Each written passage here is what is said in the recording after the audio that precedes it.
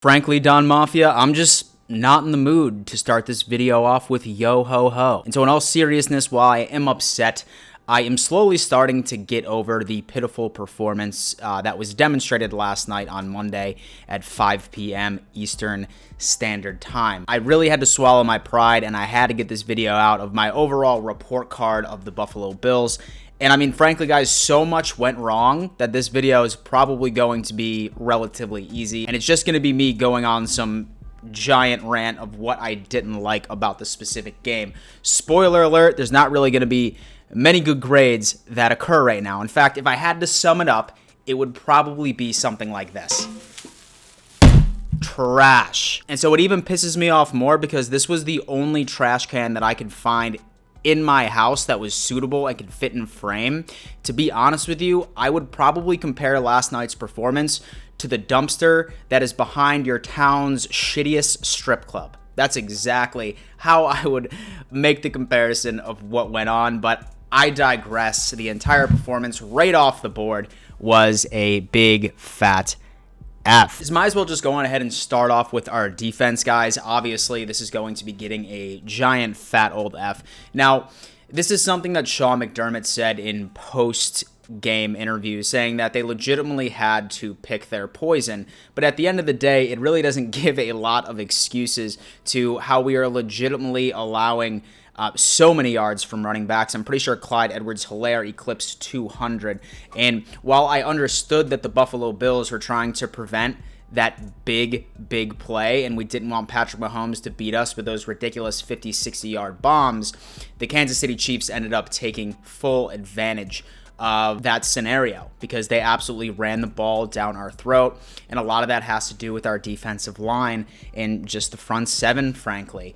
It definitely didn't help that Matt Milano wasn't there. It definitely didn't help that Tremaine Edmonds continues to struggle as he has been playing with an injury throughout the majority of the 2020 season. It's frankly been a clusterfuck. So I do know that last year, Starr was probably on like the top of our list for like the one punching bag of the Bills Mafia, but holy hell. He was such an integral piece to our defensive line last year, and him opting out was certainly an issue. Frankly, our run defense has been absolutely atrocious this year so far. Right before this game, I started getting some type of hope, especially since we ended up holding Josh Jacobs and Derrick Henry to like reasonable games. But I legitimately have no idea what our run defense was doing. And we really need to pick this up because while we have the Jets next week, the following week we have the New England Patriots, and that is 100% of their game plan all the time is running the damn ball. As far as the defense is concerned, especially from stopping the run, that's a big old F. And so they really didn't end up releasing any ridiculous pass plays or anything along those lines, maybe besides that last fourth quarter conversion that basically like put a nail right in the coffin for Bills Mafia after that. But I mean, really, the Kansas City Chiefs didn't need to. Of course, Travis Kelce, the tight end's been absolutely killing us. A lot of that has to do with Milano being out. As far as our defense is concerned, we have a lot of things that we need to address. I am crossing my fingers and hoping that it is just due to injury, and the second that Matt Milano gets back in there, it is going to be the glue that puts everything back together. Our defensive line might eventually start meshing again or gaining that chemistry that they were basically shorted of maintaining and progressing throughout the offseason. I mean, we have no idea what's going on with this defense, and it sounds like we're going to have to rely on our offense for the vast majority of this season. So now it comes down to our offense, right, ladies and gentlemen?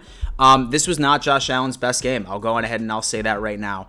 My buddy Clayton over at the Cold Front Report said it best. He tweeted this out the second the game was over, and he said that it is clear that rain is Josh Allen's kryptonite, and you could definitely see that within his play. I mean, there was overthrow after overthrow after overthrow. It definitely looked like that the weather conditions were affecting that, but by year 3, you need to be able to like hit your targets, whether or not that you just need to go on ahead and focus on like those more shorter passes and really like hone in on it, but not the best performance from Josh Allen. minus some of the plays that he ended up using his legs for, which I'm a huge proponent for. I give kudos for him finally using them, not fumbling the ball, doing his thing. And, of course, those 2 touchdown passes he threw to Cole Beasley and to Stephon Diggs. But, unfortunately, it wasn't enough for the Bills to be able to pull out that victory. And then our run game. If there's anything that concerns me about this Buffalo Bills offense, it would have to be our run game. Listen, Dable, someone from the Bills organization watching this, if you are watching this, we are no longer a running team. We cannot run the ball, and it's time to own that. There's one thing that the Buffalo Bills do well in, and that is passing the ball. Listen, with Devin Singletary only averaging around 3.2 yards per carry, Zach Moss only, I'm pretty sure, averaged 2.3 out of 5 or 10 carries by itself. And so I know that you wanted to try and exploit a Kansas City Chiefs defense that struggled stopping the run. But if we can't do that, if we can't expose a weak run defense and we still can't run the ball, then obviously we need to just basically try to abandon this part of our offense. The days of the Buffalo Bills running the damn ball are completely out of the window. I'm not saying that we don't have one rush attempt the entire game. That would just be ludicrous. I'm just saying, when you have a game plan and you're going out, do what your offense does best, and that is clearly pass the ball. And so honestly, ladies and gentlemen, I'm going to have to give the offense an F as well. I mean, there is so much lack of execution. Us being unable to run the ball is a giant concern. I am very, very concerned about it. But at the end of the day, and this sort of helps me digress, or this sort of helps me transition into my next point here, the one thing that upset me the absolute most was some of the Bills fans that were on Twitter and some of the Bills fans that were in my YouTube comments section saying ludicrous things such as, oh man, I'm giving up on this team. Let's just tank this season. Fire this person, fire that person, bench this guy, bench this guy. Listen, Don Mafia, Bills Mafia, let me tell you what. We are 4-2. We are on top of the division. We just ended up playing the Tennessee Titans and the Kansas City Chiefs, 2 teams in which were both present during the AFC Championship, and one of them just so happened to be a Super Bowl champion. Now, I'm not saying that you don't have the right to be frustrated. I am very frustrated, hence the first 6 to 7 minutes of this video. But for you to make these rash accusations, saying things like, we need to bench this guy, we need to fire this guy, we just need to tank the season, that's absolutely ludicrous to me right now. It really is. So many people during the preseason, like right at this point, they would say, yeah, the Bills are definitely going 4-2 through week 6. Say, for example, that we were to travel back in time in July, and I were to tell you, hey guys, I saw the future, and we're 4-2, and we're on top of the division, we would all be clicking our heels. It's really, at the end of the day, you need to understand that the teams that end up doing the best are the teams that play their best football in November and December. Perfect example would hands down have to be the Tennessee Titans last year in 2019. And so how many teams in the NFL have we seen destroy September and October, but then they sort of like ease on the gas, and by the time that they get into the playoffs, they just get first rounded because they completely lost all of their momentum. Like I've said before, there's still a lot of chemistry, especially on our defense, that needs to mesh and go into it. And it is not time for us to push the panic button quite yet. I'm willing to bet we will be 5-2 by 4 p.m. on Sunday once we finish with the Jets. And then we're going to have to go up against the Patriots. The season is not over. The sky is not falling. I know that we can be pissed off that we didn't end up beating these like Super Bowl contender type teams. We'll see them again. I guarantee you we will see them again. A Sean McDermott-led team is not going to spiral down the drain. They're going to make adjustments, and they're going to come back very, very strong.